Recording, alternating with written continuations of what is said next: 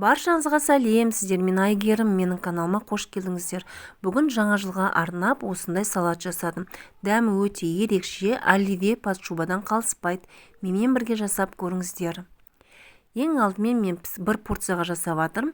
Піскен бір тал картопты, өте майда емес, орташа картопты алып, теркадан өткіздім. Және жан-жағына осы жайып шығамыз. Енді үстін майонезді жағып шығамыз. Достар, менің каналыма тіркеліп, қоңыраушаны басуды ұмытпаңыздар. Жаңадан шыққан видеоны бірінші болып көре аласыздар. Және келген сұрақтарыңызға комментарий бөліміне жазып кетсеңіздер болады. Мен міндетті түрде жауап беремін. Жағып болғаннан кейін майонезді піскен бір тал сәбізді алып, осылай теркадан өткізіп, оны да жан-жағына жайып шығамыз сәбізді.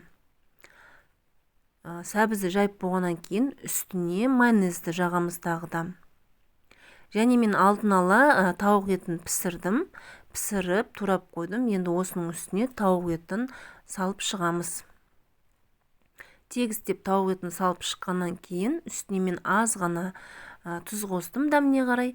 Тұз қоссаңыздар да болады, қоспасаңыздар да болады. Мен бірақ аз ғана қостым. Енді үстіне майонезді жағып шығамыз. Және мен алдын ала жұмыртқаны асып пісіріп дайындап алдым.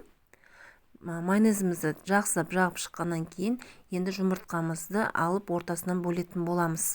Піскен жұмыртқаны ағын бөлек, сарысын бөлек салып аламыз. Достар, менің каналымда қарапайым рецептің түрлері бар. Сусындардың, тағамдардың, салаттардың, соларды көрсеңіздер болады, көріп жасасаңыздар болады.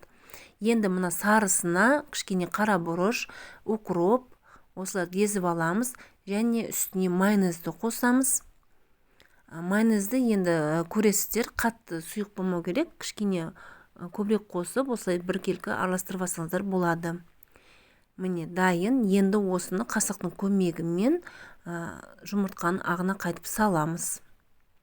Барлығын осылай алдын ала салып аламыз сарысын жұмыртқаға. Салып болғаннан кейін енді осыны үстіне қоямыз. Барлығын әдемілеп осылай қойып шығамыз. Және алдын ала қатты сыр, ірімшік, сырды алып мен теркадан өткізіп дайындап алдым. Осы жұмыртқаның үстіне майонез жақсаңыздар да болады, жақпасаңыздар да болады. Аз ғана мен жаққан жоқпын. Енді осының үстіне сырымызды, ірімшігімізді осылай сүйіп шығамыз толықтай. Достар, менің каналыма тіркеліп, қоңыраушаны басуды ұмытпаңыздар. Жаңадан шыққан видеоны бірінші болып көре аласыздар. Ірімшігімізді, сырымызды толықтай сүйіп, осылай үстіне тегістеп шықтым. Жан-жағына әсемдік үшін осылай укроппен қоршап шықтым. Міне біздің салатымыз дайын, жасап көріңіздер. Дәмі өте ерекше, дәмді болып шығады. Ас болсын, түрі де әдемі шығады. Сау саламат болыңыздар.